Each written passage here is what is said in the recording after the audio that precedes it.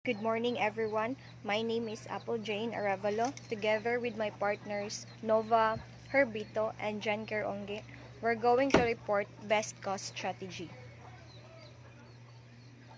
What is a best cost strategy? A best cost strategy is a type of pricing strategy in which a company sets its prices based on the lowest price that a competitor is offering for a similar product or service. This strategy is often used by companies that are trying to enter a new market or gain market share from an existing competitor. So, best cost strategy, mo na siya ang pricing strategy na ginagamit sa mga company pag gusto sila ma-enter to a new market. Ilang mga prices sa products kay affordable compare sa company na naapod ana nga product. So, for example, Jollibee. Kita naman tanan is nakakaon ng Jollibee, right? So, Jollibee Foods Corporation is a Filipino fast food restaurant chain that operates over 1,400 stores in the Philippines and around the world. The company has a goal of providing affordable and delicious food to its customers. So to achieve this goal, Jollibee uses a best cost strategy. So in the past, so di ba sa una is ma-afford gyud nato tanan ang Jollibee. But now because of inflation, ang prices is ni mahal. But then affordable gyapon siya kita Filipino maka-afford gihapon to kuan kanang maka-afford gyapon ta nga mopalit sa Jollibee. So there are few advantages to using a best cost strategy. First, it can help a company to quickly gain market share by offering lower prices than its competitors. So, second, makagain sila reputation for being the cheapest provider. And lastly, advantage siya kay kung kana nga company barato, so ang ilang mga competitors mapugos og barato, so makatipid sila sa gasto sa company. So, best cost strategy or integrated low-cost differentiation strategy is a method of producing high-quality products at low prices. It focuses on giving customers items that satisfy their expectation and are within their budget. So, first was cost plus pricing. So, this is the simplest pricing strategy, and it involves adding a markup to the cost of the product or service. The markup can be based on a percentage of the cost, or it can be a fixed amount. So, cost plus pricing. This is the simplest pricing strategy, and it involves adding a markup to the cost of the product or service. The markup can be based on a percentage of the cost, or it can be fixed amount. So, sa cost pricing, example ani siya, example nakabuhat mo og 10 ka hat. Dayon ang overall nga na gamit ninyo sa pagbuhat ana nga hat is 2,000. So nag-decide mo na mag-add mo og 30% sa overall ninyo na nagasto. So ang 2,000 i-divide ninyo og 10 ka hat is 200. So 200 per hat. So kanang 200 i-times ninyo og 30%. So ang kuan ana is ang ibaligya ninyo ana sa market is 260 per hat. Then the value price pricing. This pricing strategy is based on the perceived value of the product or service to the customer. The price is set at a level that the customer is willing to pay rather than being based on the cost of the product or service. So value-based pricing means that the companies base their pricing on how much the customer believes a product is worth. Ang example ana is Apple products has been successful in making this pricing strategy seem like a fine art. The company boasts the most loyal customers who prioritize the product's value rather than worry about its price tag. Apple modus operandi in setting value-based pricing revolves entirely around the customer. So we all know Apple is giving the best quality phone, and because of that mahal gid siya. So like the newest iPhone 15 Pro Max nila nga gi-launch atong September 2, 22 nga 256 gigabytes. Ang price niya is ang price good niya is $1,199. So equivalent nato siya diri into peso, 56.65 man karon ang peso. So nag amount gid siya sa Philippines 67,923.35. So next is competition-based pricing. The pricing strategy is based on the prices of similar products or services offered by competitors. The price is set at level that is competitive with the competition, but it is not necessarily the lowest price.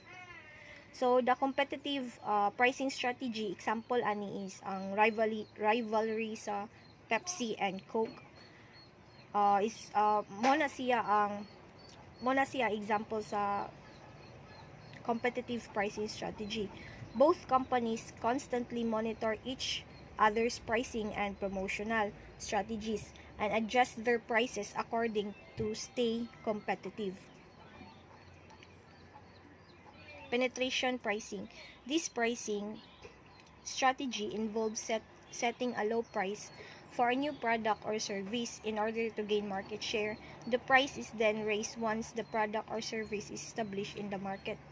So, ang example ani kay last year December, ang PLDT nagpromo sila og $1,099 per month fiber only na siya, fiber only plan.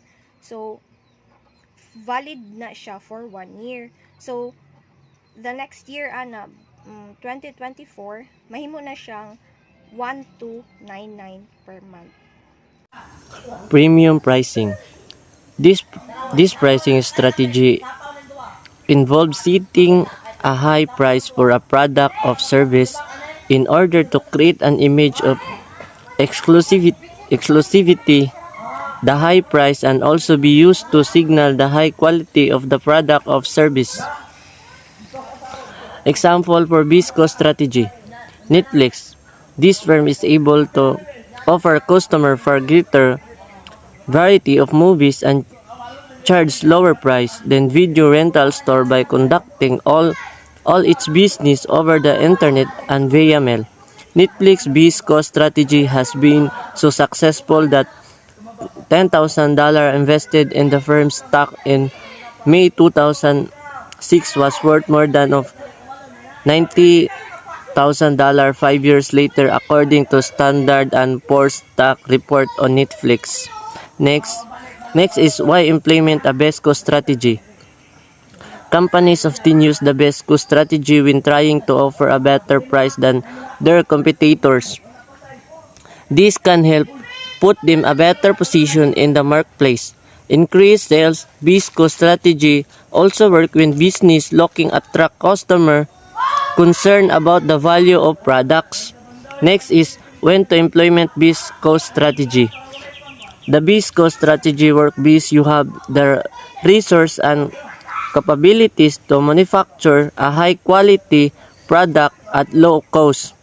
Business with low fixed costs and overhead tend to do business with this approach since they can afford to lower the price of their products.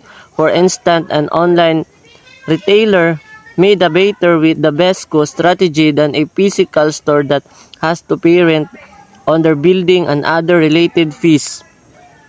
So, ano siya? And another instance when the strategy work, this is when position, advantage, and market as a medium quality product.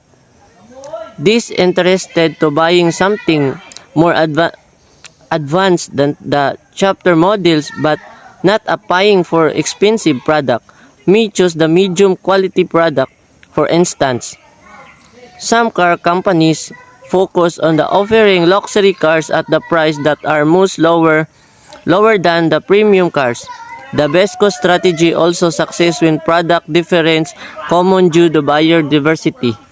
So next is challenge of BESCO strategy. Ang BESCO strategy is nani siya itulo ka kuan sa challenge kanang na siya mga kwan sa challenge nga ang number one is difficult executing.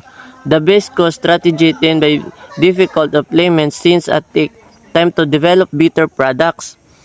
So kaning difficult executing there is if company is lacking the ability to provide the added advantage and price advantage.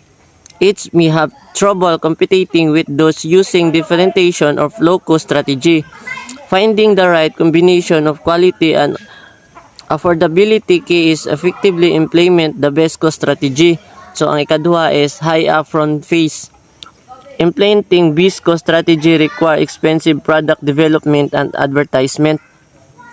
So mo na siya in order the compete with the high-end products, business must able to offer significant lower price. However, this will use the effective base cost strategy can see return and investment that's not only list that development cost. So ang ikatulo is positioning in the marketplace. So ang ang position in the marketplace is one rest business take when applying the best cost strategy is putting themselves in the middle position in the marketplace. So siya, this offering lower price items may attract clients with their lower price. However, this with higher price may attract clients interested in higher quality product with proper planning. A business can position itself right where they want to be. Good day everyone, I'm Carlito Nover Ansel to discuss benefits of best cost strategy. One is to satisfy customer. Using a best cost strategy helps companies compete with other similar businesses. When selling items that are similar to your competitors' products, using this approach can help you surpass them in the market by appealing to consumers with your better prices and unique products. To satisfy customers, we need to provide them with high quality products or services at a competitive price. The steps to implement a best cost strategy are to understand customer needs, research or survey customer preferences, and maintain or improve the quality of the product or services to meet their expectations. An example is a store offers low prices for products of the same quality as the competitors. This strategy can satisfy customers by providing them with value for their money. Two is lower overhead costs. When applying the best cost strategy, organizations come up with innovative ways to cut costs so that they can offer lower prices. Often this comes as lowering overhead costs and reducing other fees like rent, utilities, salaries, and more, or makipag-negotiate sa suppliers for discounts or book purchase arrangement to reduce the cost. For example, is a food business may decide to reduce the number of items on their menu so that they can offer higher quality meals by reducing their overall food cost. Third is the adaptable business model. Businesses that use the best cost strategy typically have an adaptable business model. When changes occur in the environment, they can easily adapt to continue providing high-end products at low prices. This is because they're not dependent on one component and they can brainstorm new differentiating features that will set them apart from the competition. By adopting a business model using a best cost strategy, it involves making strategic changes to improve cost efficiency while maintaining or even enhancing the quality of the products or services offered. This approach aims to find a balance between cost reduction and value creation for customers, ensuring that the business remains competitive and meets customer expectations. Tips for choosing a business strategy. Use this advice when choosing whether the best cost strategy is right for your company or business. One is to consider your customers. Think about what types of customers you have and whether they are a niche group or the wider market to determine whether to use a focus or broad strategy. We have to consider the customer because they are the core of any business success. They are the primary source of revenue, and by understanding customer needs, it can give a competitive advantage in business. Second is to determine whether your position depends on cost or quality. Evaluate your business model to find out if your marketing position could improve by focusing on your cost, quality, or in the case of the best cost strategy, or both, because this decision shapes how we compete in the marketplace and defines the value proposition to customers. Lastly is to research your competition. Look to see what your competitor has done well and areas they could improve to help you develop a strategy that would allow you to compete with them. Competition research helps to understand the current state of the market, including the growth trends and size, and by studying the competitors, we can identify the gaps or unmet customer needs in the market.